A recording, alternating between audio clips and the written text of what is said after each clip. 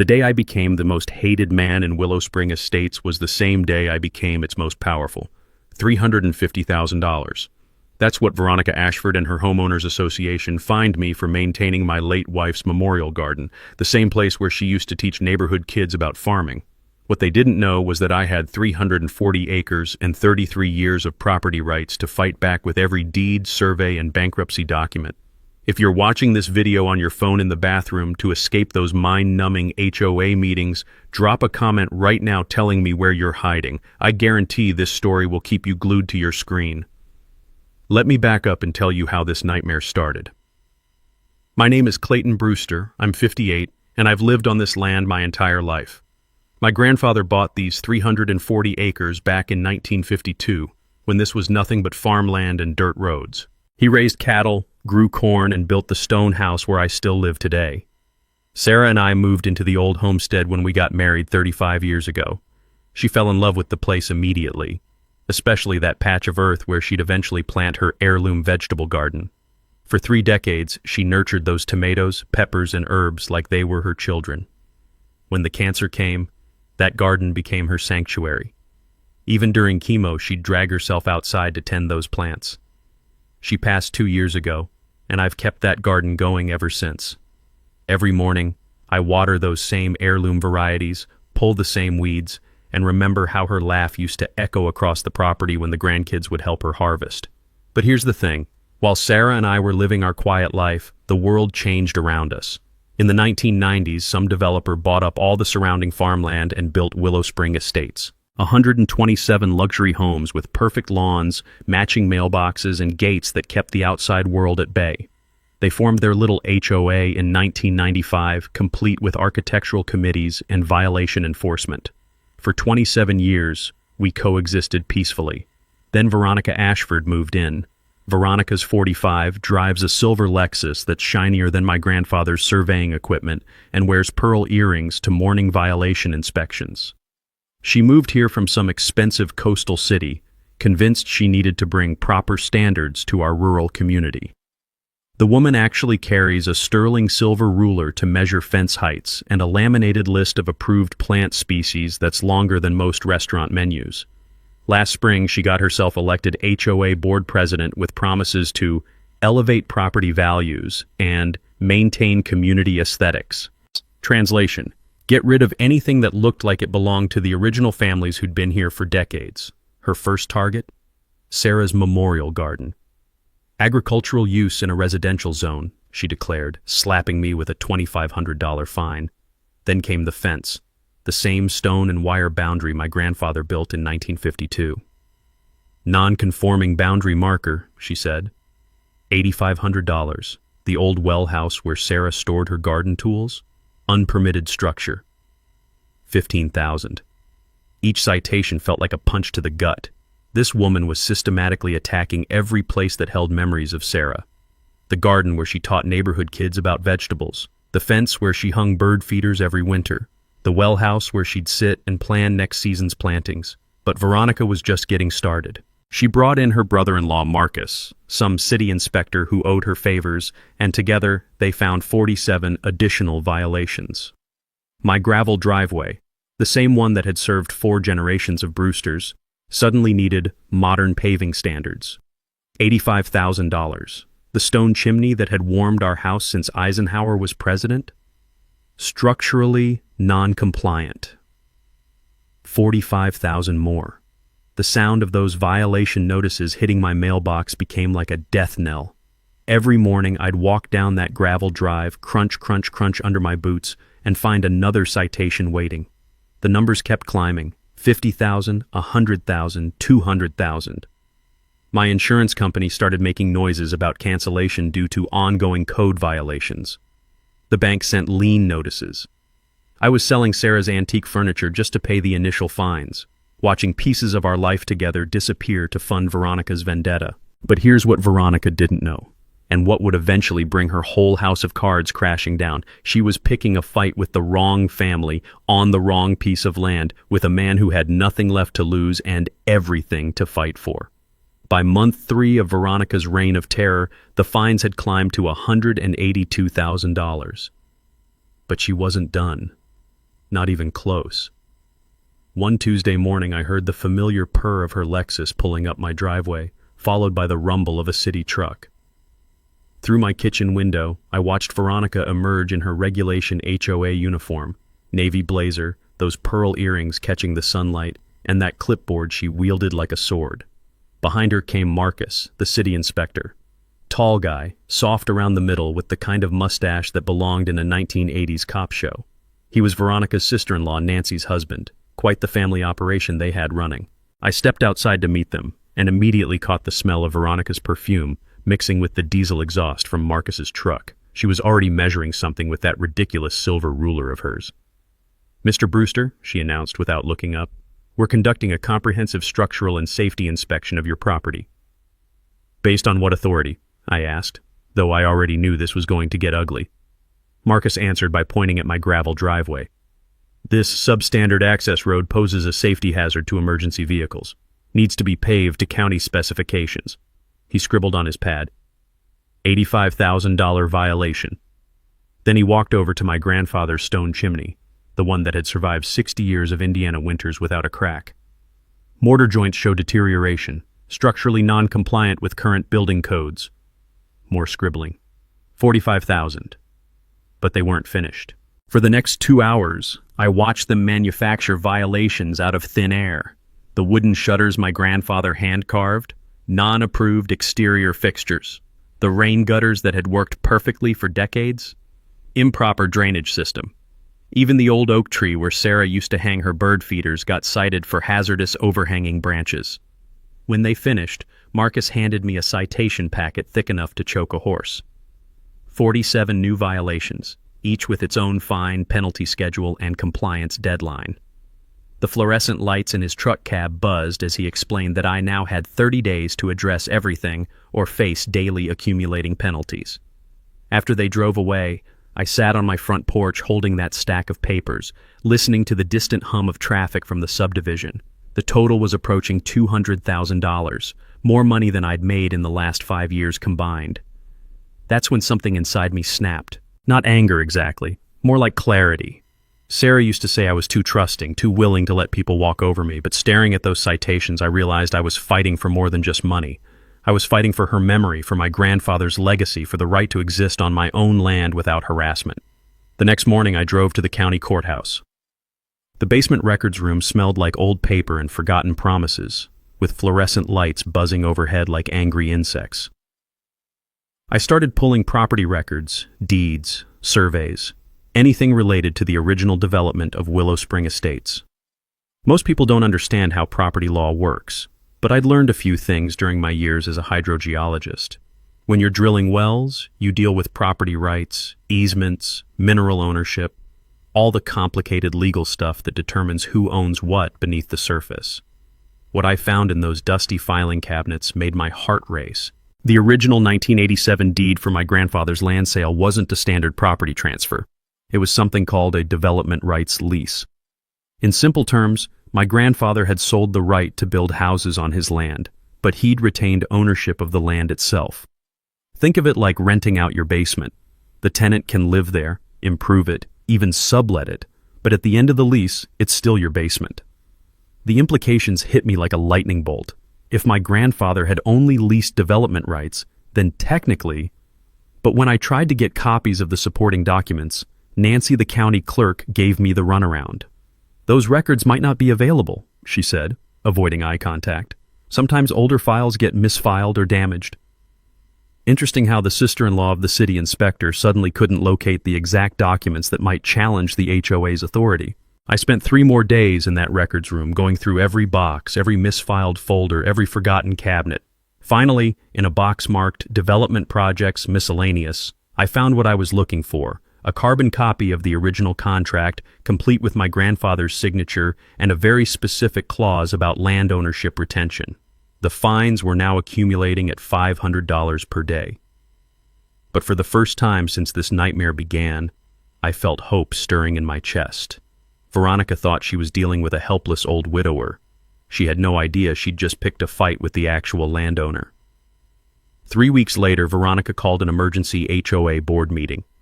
I wasn't invited, of course, but the results showed up in my mailbox the next morning. A foreclosure notice and a 30-day eviction order. According to the official letterhead from Pemberton and Associates, some high-priced law firm from Indianapolis, the HOA was exercising its right to foreclose on my property due to chronic non-compliance with community standards and failure to remit assessed penalties totaling $247,000 to $247,000 for violations on land my family had owned since Harry Truman was president. I called my daughter Jessica in Portland that evening. She's an environmental lawyer out there, works with timber companies and water rights disputes. When I read her the foreclosure notice over the phone, the silence stretched so long I thought we'd lost connection. "Dad," she finally said, "this doesn't sound legal. HOAs can place liens, but foreclosure for code violations? In 30 days, without a court hearing? That's not how this works." "Well, their lawyer seems to think it's how it works," I said, staring at the stack of legal documents spreading across my kitchen table. "Says here I need to vacate the premises within 30 days or face criminal trespassing charges." Jessica was quiet for another moment. "Dad, I'm flying home this weekend. Don't sign anything, don't pay anything, and whatever you do, don't leave that house." But the financial pressure was crushing. Between the mounting fines and legal threats, I was bleeding money faster than I could earn it. I sold my grandfather's collection of surveying equipment, brass instruments that had mapped half the county back in the day. Then went Sarah's china set, the one her grandmother had given her for our wedding. Each sale felt like cutting away pieces of my life. But I needed cash for lawyers and research. That's when I called Eleanor Patterson. Eleanor's 73, runs a genealogy research service out of her home office, and has a reputation for finding property records that everyone else claims don't exist. She's the kind of woman who remembers when the courthouse burned down in 1967 and knows which records got saved, which got lost, and which got accidentally misfiled by bureaucrats trying to cover up their mistakes. "Clayton," she said when I explained my situation, "you're talking about the old Clearwater Development Project. I remember when they first broke ground. Your grandfather was pretty upset about something back then, but nobody knew exactly what. Eleanor charged me $500 to do a complete property history search. 2 days later, she called with news that changed everything. "You need to sit down for this," she said. "I found the original survey maps from 1987. Your grandfather's 340 acres included the entire footprint of what's now Willow Spring Estates. Every house, every street, every common area, it's all built on the original Brewster farm." The implications were staggering.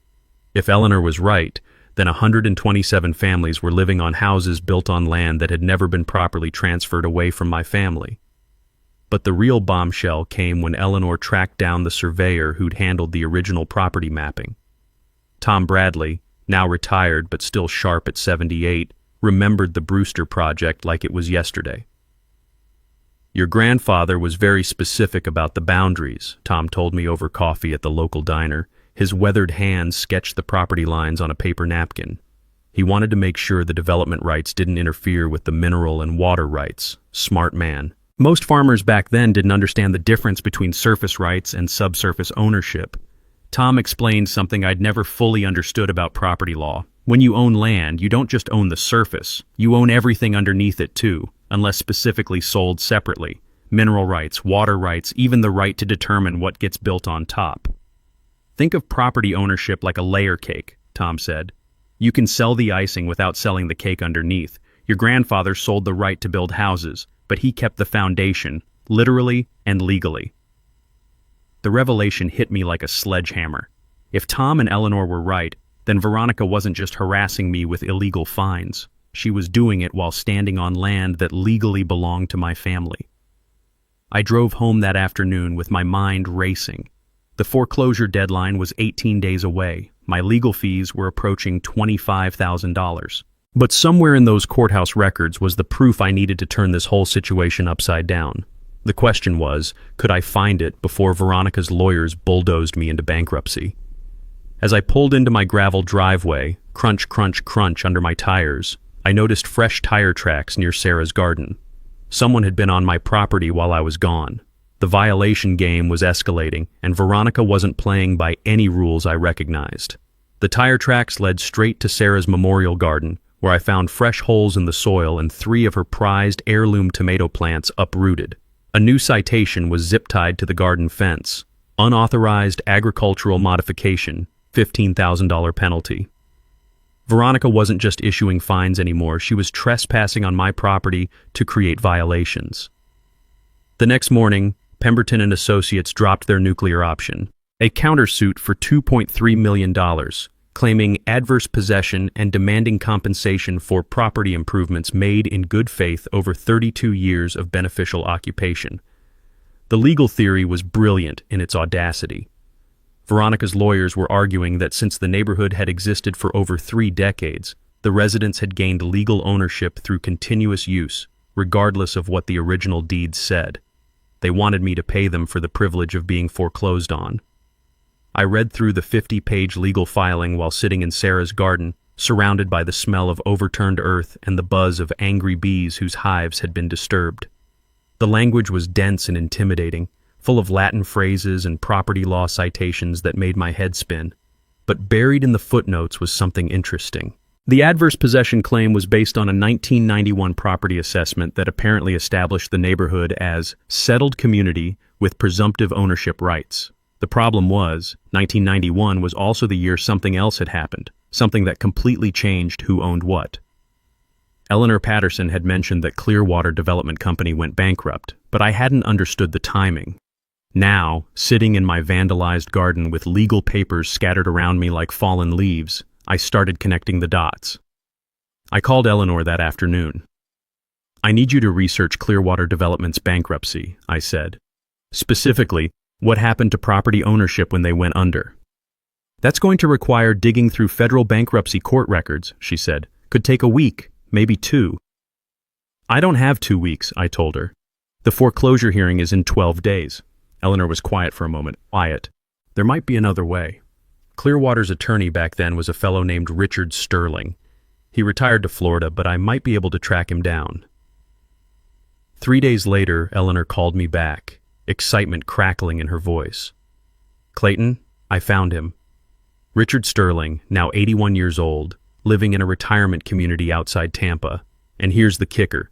He's been waiting 30 years for someone from the Brewster family to call him." It turns out Richard Sterling had tried to contact my family multiple times after Clearwater's bankruptcy, but we'd moved to temporary housing while renovating the old farmhouse, and his letters never reached us.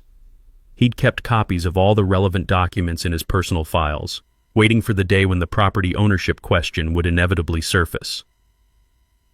"Your grandfather was very specific about retaining land ownership," Sterling told me during a crackling long-distance phone call. His voice was gravelly, but sharp. When Clearwater filed for Chapter 11 in 1991, they hadn't completed the land purchase payments.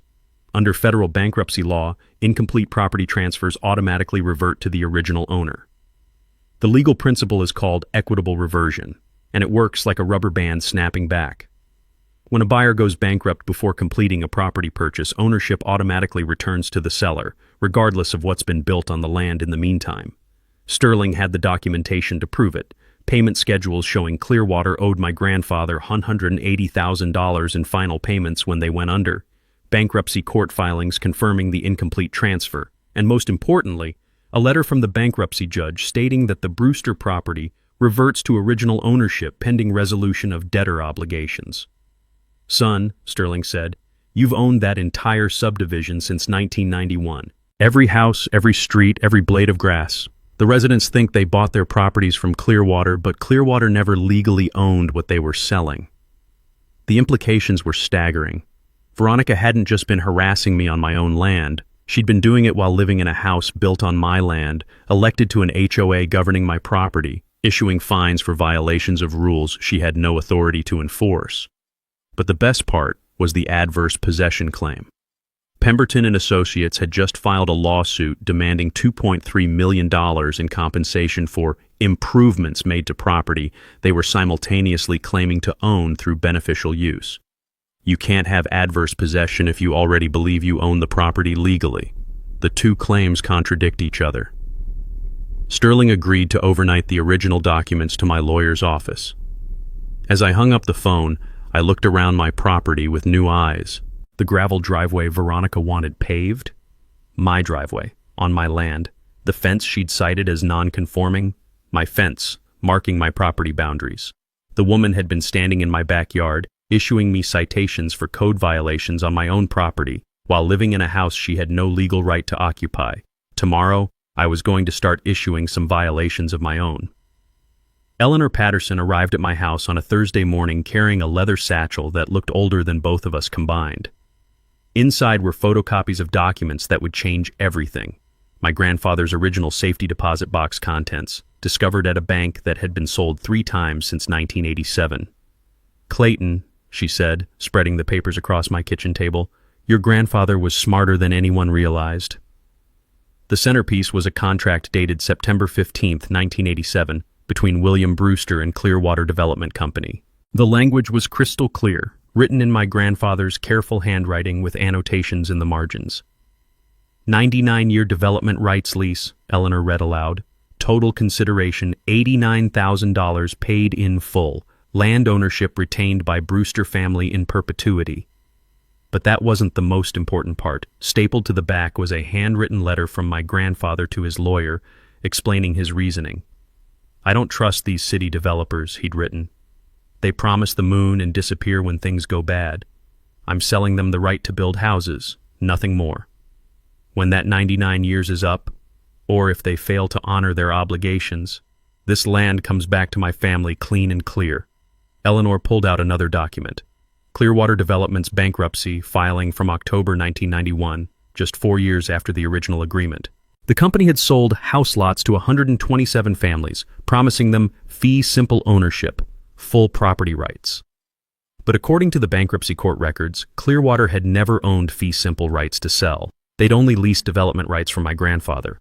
"It's like renting an apartment and then subletting it to 100 families, telling each one they own the building," Eleanor explained. "The original landlord, your grandfather, still owns everything." The financial implications made my head spin. If I owned the land under all those houses, then technically every family in Willow Spring Estates had been living on my property without permission since 1991.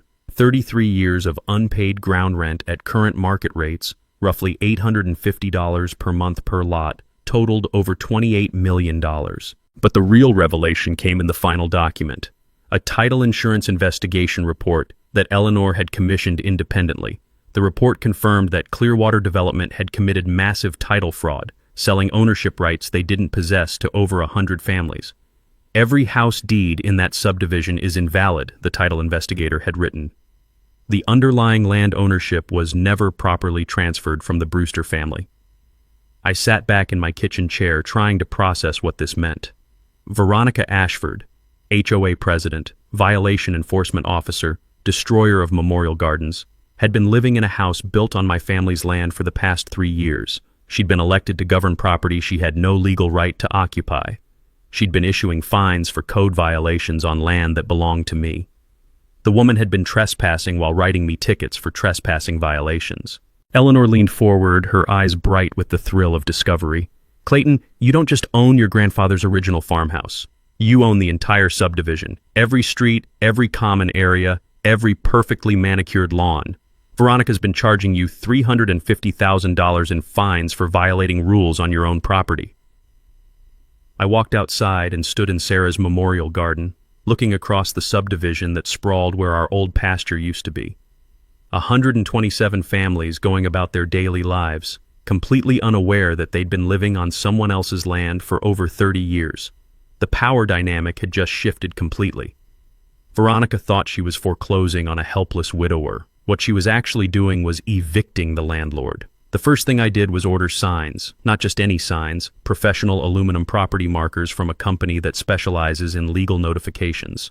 127 identical signs reading, "Private property, no trespassing, Brewster Family Land Trust," with citations to the relevant state statutes about unauthorized occupation. While I waited for the signs to arrive, I called my daughter Jessica in Portland. "Dad," she said after I explained the situation, "this is the kind of property law case that makes headlines and careers. I'm taking emergency leave and flying home tomorrow." Jessica arrived on a red-eye flight with 2 suitcases and a briefcase full of legal research about property reversion and title fraud. As an environmental lawyer, she'd dealt with plenty of land rights disputes, but nothing quite like this. "The legal strategy is straightforward," she explained over coffee in my kitchen. We file trespassing notices on every property, demand back rent since 1991, and offer residents two options: purchase their lots at the original 1987 price or enter into monthly ground lease agreements. She spread out a calculator and started running numbers. $89,000 per lot.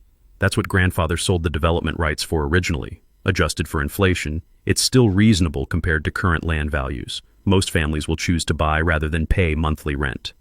But we needed more than just legal paperwork. We needed witnesses, documentation, and evidence that would hold up in court. That's where Tom Bradley came in. Tom's the surveyor who'd mapped the original property boundaries in 1987. Now 78, but still sharp, he agreed to do a complete boundary verification using the original stakes his crew had placed 35 years ago. Most people don't realize this, Tom explained as we walked the property lines, but original survey markers have legal precedence over newer measurements. If I can find those 1987 brass markers, they supersede any subsequent boundary claims. We spent 3 days with metal detectors and Tom's original field notes, locating the buried brass discs that marked the corners of grandfather's 340 acres. Each one we found was another nail in the coffin of Clearwater Development's fraudulent scheme. While Tom documented the survey markers, I installed security cameras at key locations around the property. Not spy cameras, obvious visible deterrents with legal notification signs. The goal wasn't to catch anyone by surprise, but to create a paper trail of documented trespassing violations. Eleanor Patterson, meanwhile, was working her magic in the courthouse records room. She'd found marriage certificates, death certificates, and property transfer documents going back to the 1800s, building an ironclad chain of title that traced every acre from the original homestead grant to my current ownership. Property law is like genealogy, Eleanor explained. Every piece of land has a family tree, and every transfer has to be properly documented. Clearwater tried to create a false branch in your family's property tree, but the original trunk is still growing. The most crucial ally turned out to be Jake Morrison, my neighboring farmer. Jake's family had owned the adjoining property since the 1920s, and he'd been present at several meetings between my grandfather and the Clearwater developers. Your grandfather never trusted those city folks, Jake told me over dinner at his kitchen table. He made them put everything in writing, asked a lot of questions about what happened to the land if their company went belly up. Smart man. He saw this coming. Jake agreed to provide a sworn affidavit about those conversations, remembering specific details about my grandfather's concerns and the developer's promises. The final piece of the puzzle was media coverage. Jessica had contacted Lisa Chang, an investigative reporter from Channel 7 who specialized in consumer fraud cases. Lisa was fascinated by the scope of the title fraud and the David versus Goliath angle of an individual taking on an entire subdivision. This has all the elements of a great story, Lisa said during our interview.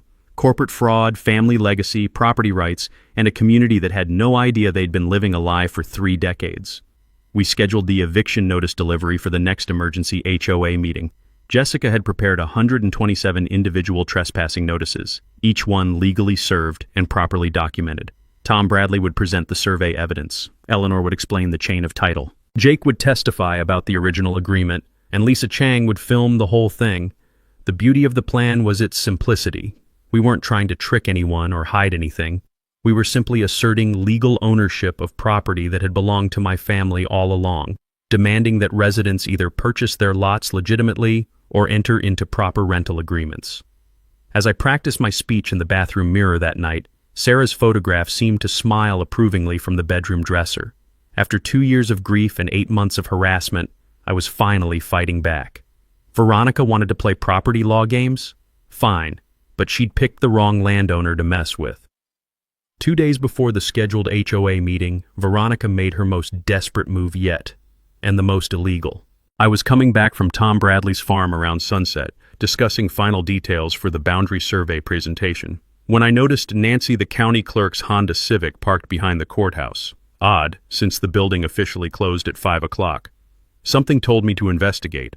I parked across the street and watched through the courthouse windows as Veronica emerged from the basement records room, followed closely by Nancy.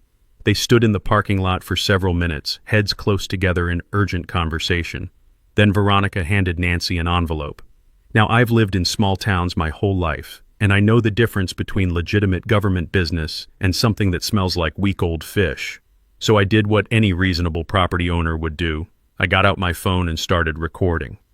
The conversation was too far away to hear clearly, but the body language told the story. Nancy kept shaking her head, looking nervous, while Veronica gestured emphatically with that envelope. Finally, Nancy took the money, and yes, I could see it was cash, and hurried back inside the courthouse. 20 minutes later, Nancy emerged carrying a cardboard box marked Property Records, 1980 to 1989. I followed Nancy's car to the city dump, where I watched her throw that box into the industrial incinerator. 30 years of property records, including God knows how many original documents related to my grandfather's land, went up in smoke. The next morning, I walked into the courthouse with Jessica and our attorney, demanding to see the original 1987 deed records. "I'm sorry," Nancy said, not meeting my eyes, "but those files seem to have been damaged in a recent water leak.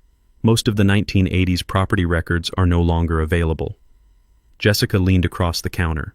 "That's interesting, Nancy, because my father has video evidence of you destroying those records in the city incinerator last night." The color drained from Nancy's face. "I don't know what you're talking about." "We also have footage of Veronica Ashford handing you cash in the courthouse parking lot," I added. $15,000 according to the bank withdrawal records we subpoenaed this morning. That was a bluff. We hadn't subpoenaed anything yet. But it worked. Nancy started crying right there at the counter, confessing everything between sobs. Veronica had approached her 3 weeks earlier after Eleanor Patterson had been requesting records. Nancy was supposed to make the inconvenient documents disappear gradually, but when she'd seen Eleanor's research getting close to the truth, Veronica had demanded immediate action. "She said it was just old paperwork that nobody would ever need," Nancy sobbed. "She said I could make my mortgage payment and nobody would get hurt." The confession was music to my ears, but there was a problem.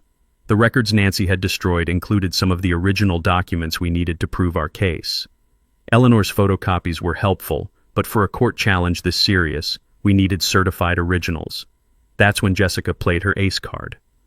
While Nancy was destroying records at the courthouse, Jessica had been on the phone with Richard Sterling's retirement home in Florida.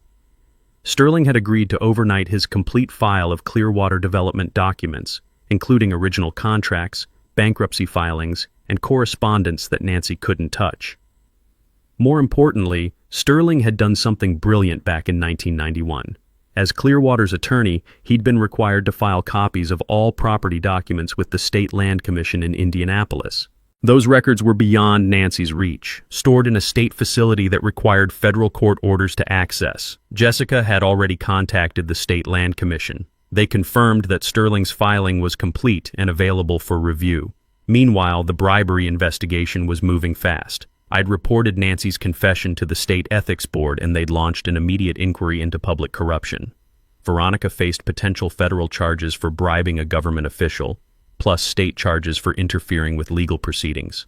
But Veronica wasn't done fighting.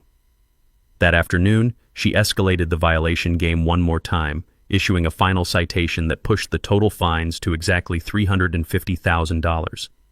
This time, she cited me for criminal trespassing during active foreclosure proceedings and threatened to have me arrested if I didn't vacate the property within 24 hours. The irony was so thick you could cut it with a chainsaw. Veronica Ashford, who'd been living illegally on my family's land for 3 years, was threatening to have me arrested for trespassing on my own property. Jessica just smiled when she read the citation. "Perfect," she said. "She just committed harassment under color of authority while under investigation for public corruption." The state attorney general is going to love this. As I fell asleep that night, I could hear the distant hum of traffic from the subdivision. 127 families going about their lives, unaware that their world was about to change forever. Tomorrow was the HOA meeting. Tomorrow, the truth came out. The emergency HOA meeting notice went out on Friday morning. Special assessment vote, urgent legal matter, attendance mandatory.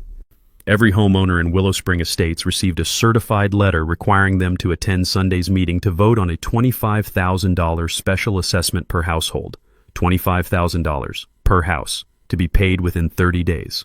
The letter, signed by Veronica and the HOA board, claimed the money was needed for critical legal defense regarding property ownership disputes and emergency fund to resolve title complications.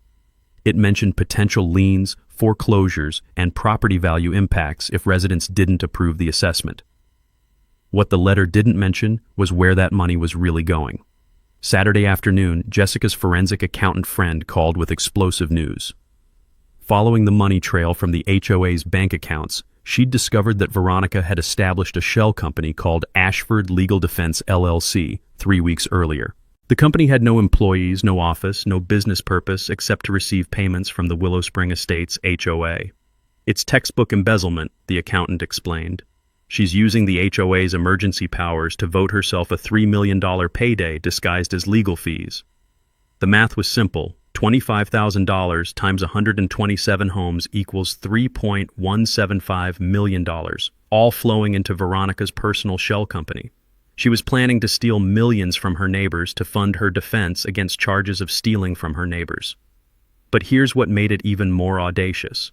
Veronica was asking residents to pay $25,000 each to defend against my ownership claim, while simultaneously living in houses built on land she knew belonged to my family. Jessica immediately filed an emergency injunction to block the special assessment vote, but the hearing wouldn't happen until Monday morning, 24 hours after the HOA meeting. We needed to expose Veronica's scheme before she could ram the vote through. That's when Lisa Chang from Channel 7 proposed something brilliant. What if we broadcast the HOA meeting live? She suggested. Not just record it for later, stream it live on Facebook with simultaneous fact-checking and document verification. Let the whole community see exactly what's happening in real time. Lisa had been investigating HOA fraud cases for 5 years, and she'd never seen anything quite like this. The combination of title fraud, public corruption, and embezzlement made it a perfect storm of criminal activity happening in broad daylight.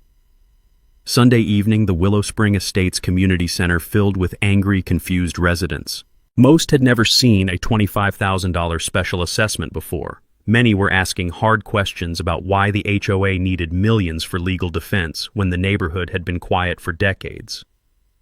I arrived with Jessica, Eleanor Patterson, Tom Bradley, and our attorney, carrying boxes of documentation and surveying equipment. Lisa Chang and her camera crew set up in the back of the room, broadcasting live to anyone who wanted to watch. Veronica called the meeting to order at 7 o'clock sharp, wearing her navy blazer and pearl earrings like armor. She looked confident, professional, completely in control. "Ladies and gentlemen," she began, "we're facing an unprecedented legal challenge that threatens the very foundation of our community. A frivolous lawsuit from a disgruntled neighbor could result in liens on every property, massive legal fees, and devastating impacts on property values." She painted me as a bitter old man, trying to extort money from hardworking families, claiming my ownership documents were fabricated and designed to exploit legal loopholes. The special assessment, she argued, was the only way to fund proper legal representation against my baseless claims. But then she made a critical error. In her eagerness to demonize me, Veronica revealed that she'd known about the property ownership questions for months. She'd consulted multiple attorneys, commissioned her own title research, and even attempted to resolve the matter quietly through proper channels. In other words, she'd known my ownership claim was legitimate, which meant she'd been issuing fraudulent violations and harassment fines while fully aware she had no authority to do so. Jessica stood up during the question period. "Mrs. Ashford, if you've known about these ownership questions for months, why are you just informing residents now, and why haven't you disclosed that Ashford Legal Defense LLC is a company you personally own and control?" The room erupted. Residents started shouting questions, demanding answers, pointing out obvious conflicts of interest. Several people pulled out their phones to check the live stream comments, where viewers were posting links to the state business registration showing Veronica's ownership of the shell company.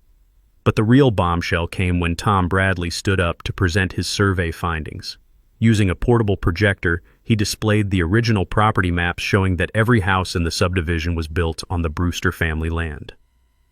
"Ladies and gentlemen," Tom announced in his clear, authoritative voice, "you've been living on someone else's property for 33 years. The moment Tom Bradley finished explaining the survey results, I stood up and walked to the front of the community center. In my hands were 127 identical envelopes, one for every household in Willow Spring Estates. "Ladies and gentlemen," I said, my voice carrying clearly through the suddenly silent room, "my name is Clayton Brewster. I own the land your houses are built on." The room stayed dead quiet as I began handing out envelopes, moving systematically from row to row. Jessica and our attorney assisted, making sure every household received their packet. Inside each envelope was a 30-day trespassing notice, a copy of my grandfather's original contract, and 2 options for resolving the situation legally. Lisa Chang's camera captured every face as residents opened their letters and realized what they were looking at. Some people looked confused, others angry, a few seemed relieved to finally understand what was happening. "For 33 years, I continued, you've been living on my family's land without a valid lease or ownership claim. Clearwater Development sold you properties they didn't own, using fraudulent deeds and illegal title transfers." Veronica tried to interrupt, but Sheriff Deputy Martinez had arrived as scheduled to witness the legal service. He held up his hand for silence. "Mrs. Ashford," Deputy Martinez said, "you need to let Mr. Brewster finish his statement." I took a deep breath and delivered the line Jessica and I had practiced. "You fined me $350,000 for code violations on my own property.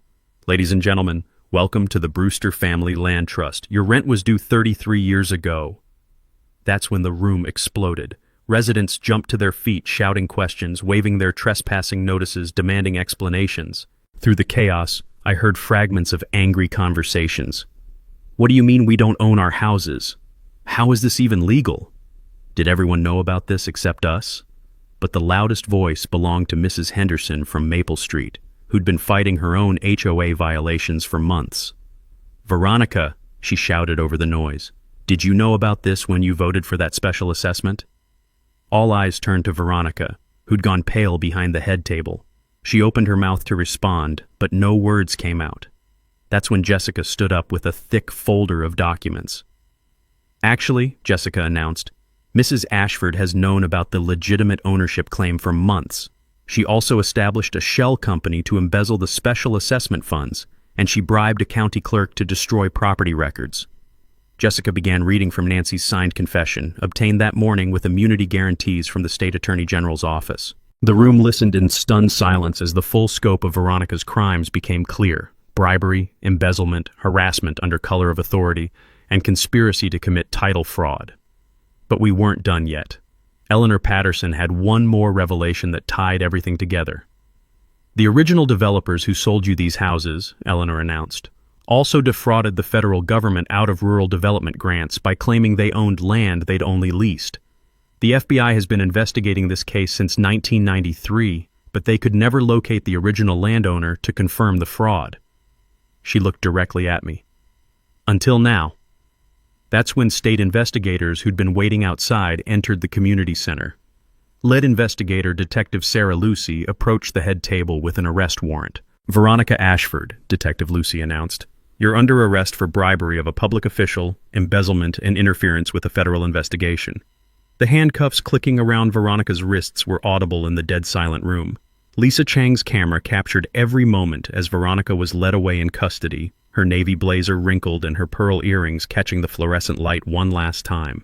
But even with Veronica gone, we had 127 families to deal with. People who'd lived in their homes for decades, raised children, built lives, completely unaware they'd been victims of massive fraud.